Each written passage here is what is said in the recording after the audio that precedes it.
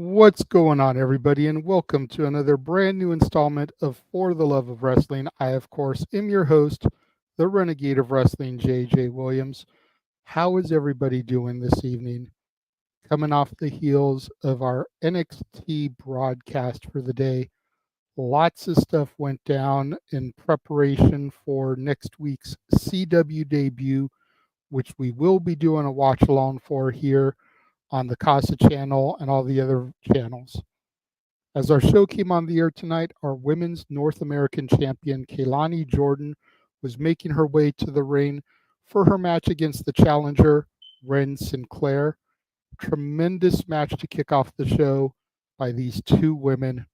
Lots of great chain wrestling from both Sinclair and Jordan. Ren Sinclair, a 5-year vet in the game, while Jordan came in from the NIL program.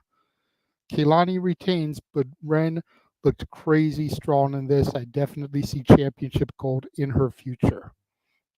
We had our first press conference segment with All Ego Ethan Page, and he was answering questions regarding being the face of NXT, Trick Williams, and CM Punk being a factor as the referee for his title match next week. We then see A-Town Down Under walking backstage as their Grayson Waller effect segment is coming up next. We then see CM Punk backstage with Javon Evans wearing a Jade Cargill shirt is Punk. Trick comes in and Punk says that he's seen Trick come from the bottom to being the champion and losing the championship. Despite that he's no longer champion, he's very proud of him and as far as he's gone, but no favors will be given. He's going to call it right down the middle, and if Ethan Page wins, he will raise his hand if he has to, but he does hope that Trick wins the title back. We then had the Grayson Waller effect. A-Town Down Under welcomes Fraxium, Nathan Frazier, and Axiom. Theory calls him and Waller the greatest graduates in NXT history. At this point, Fraxium come out and Waller says that they would be a great addition to the SmackDown roster, but as singles competitors. Frazier says that Fraxium is more than fine. There's no issues between them. Axiom even says they've become the Grim Reapers of the NXT tag division. Theory tells Fraxium that there are levels to this game, and Waller says that in 2 weeks they'll get the rub, but they'll lose the titles in the process. Frazier tries to stir tensions between A-Town Down Under, asking why it's the Grayson Waller effect and not the Grayson Waller and Austin Theory effect. A-Town Down Under then proceed to beat Fraxium down, and the segment ends with them holding the titles in the air. Possible foreshadowing, we'll find out in 2 weeks. Lexis King then comes into the Metaphor dressing room, and he tries to play therapist to Oro Mensah, talking about Mensah's deep-rooted issues with his father and comparing it to his own lack of a father figure, the fact that his father, Brian Pillman, passed away when he was young. Then get Hank and Tank walking backstage, cutting a promo on the Good Brothers ahead of their match, which is next. Somehow, some way, Hank and Tank are able to pick up a huge upset over the multi-time tag team champions. And if I'm being honest, I missed most of this match, just saw who got the victory. We then have A-Town Down Under encountering Cedric Alexander and Javon Evans. Theory tries to clown Alexander and boast about his accomplishments, but Javon Evans is able to punk out Theory, and a match is made for later in the evening. We then get Lexis King versus Oro Mensah, and the big story of the match here is that Lexis King tried to go against his normal, cheating, heelish ways and tried to do the right thing, but it ended up costing him in the victory in the end as Oro Mensah defeats Lexis King. We get a D'Angelo family training segment as he's trying to get Tony D ready for another round with Obafemi. This leads us to our next match, Riley Osborne of Chase U versus Ridge Holland. Riley is out for revenge for what Ridge has done to Andre Chase and Duke Hudson. Osborne hit Ridge with some fantastic offense, but in the end, Holland is able to put away Osborne with relevant ease. Post-match, Holland beats down Riley. Thea screams at Ridge to stop, but Ridge is unrelenting, and Thea will not back down, getting into Ridge's face on multiple occasions. We get a promo from The Miz via the X app, inviting Tony D and Omofemi to be on Miz TV next week. We then get a press conference segment with Omofemi, and he's talking about Tony D'Angelo here, and he keeps saying Tony can, but in his accent, his deep, thick African Nigerian accent, it keeps sounding like he's saying Tony Khan. Go back and rewatch that. Let me know if it's just me that heard it that way. We then get a backstage segment that's supposed to take place between Zachary Wentz and Wes Lee in order to hype up next week's match. However, it degenerates very quickly. Profanities are thrown. Wes even goes as far as to bring Gigi Dolan into it, who just happens to be Zachary Wentz's fiance. Of course, Gigi hasn't been on TV for a while. She was out with an injury. We then get a Memories of NXT video, as tonight is the final episode on the USA Network. We go backstage, and Ava calls both Lola Vice and Jada Parker into her office and tells them that next week they're both going to get their hands on Fatal Influence, but it's going to be in a tag team match. She doesn't care how they do it, but they have to work together. Otherwise, they don't get the opportunity.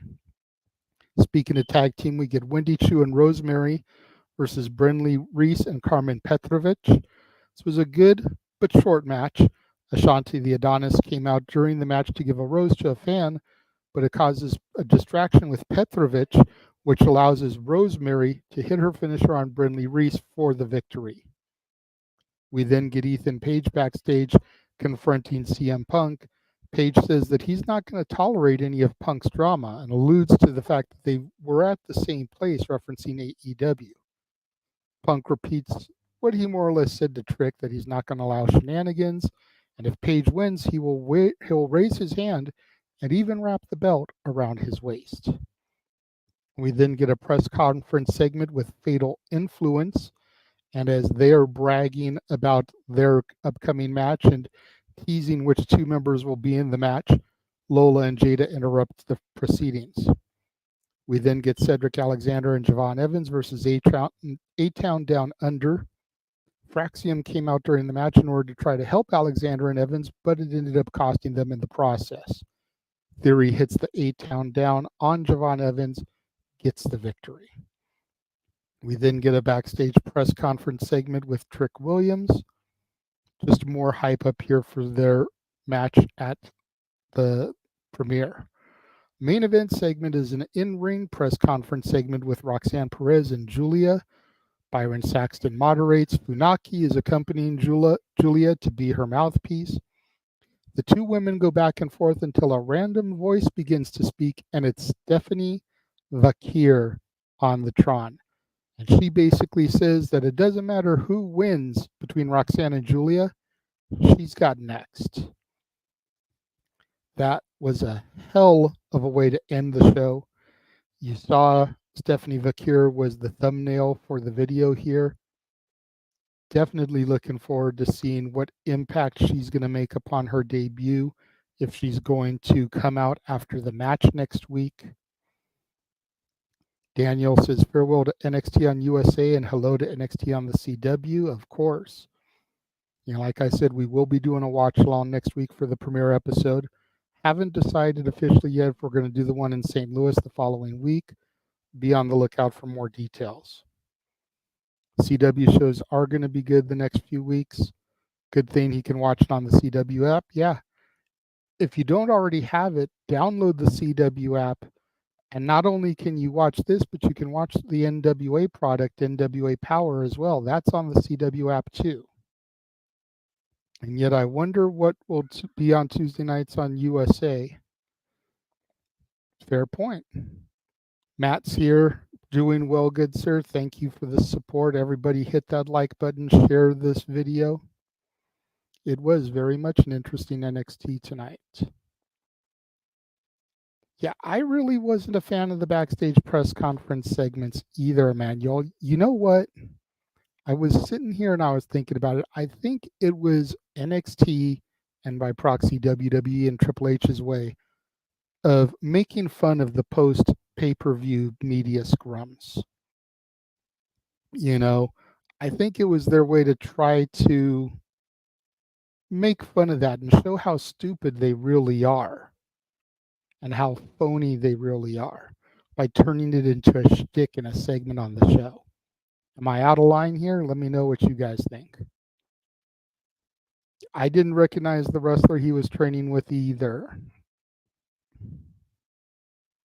We'll see. We will see if Roxy will retain or not, because I don't know if they bring Julia into all this fanfare just to have her lose her debut match. That doesn't make a lot of sense to me. But we will see next week when NXT comes to Chicago. Overall, I give this show an A+. Hell of a show. The matches were decent, well enough paced, did good progressions of storylines. If there was any match I had an issue with, it was the which one was it?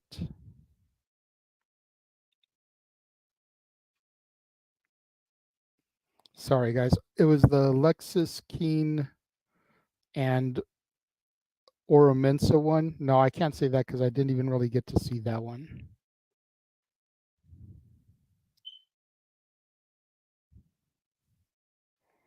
Oh, it was the women's tag match, because the way that they did the whole shtick with Ashanti taken away from the match. But still, A+, storylines advanced. I'm even more hyped than I already was for the premiere on CW next week. I mentioned it last night. I'll go ahead and mention it again. If you're a member of the members only section, my review of The Killer's Game starring Dave Bautista and featuring Drew McIntyre is up there now. If you want to know what I think about this film that had a $30 million budget, but to date has only made $5 million back at the box office, check that out. Again, it's in the members only section, only $5 a month to subscribe. And I will be reviewing the Mr. McMahon documentary, which drops here in just a few hours there as well. So once I get the opportunity to watch that, take notes on that, I will have a review up there. So if you want to know my honest thoughts on the Netflix documentary on Vince McMahon, you definitely want to make sure you subscribe to the members only section of the Casa D18 Studios. That's going to just about wrap it up for me tonight. I will not be reviewing Dynamite tomorrow because we will be doing a watch along of AEW Grand Slam. So you'll pretty much get all my opinions live as they happen. Here on the channel, we'll also be on Rage of Wrestling, Jay Hebert Studios, and the Simple Man's brand. All 4 channels will have the watch along coverage. Like I said, you'll get my thoughts of the matches as they happen. So there's no point in doing a review afterwards and basically rehashing the same stuff. Thank you all for joining me and tuning in this evening. And until Thursday after Impact, I'll catch you guys later.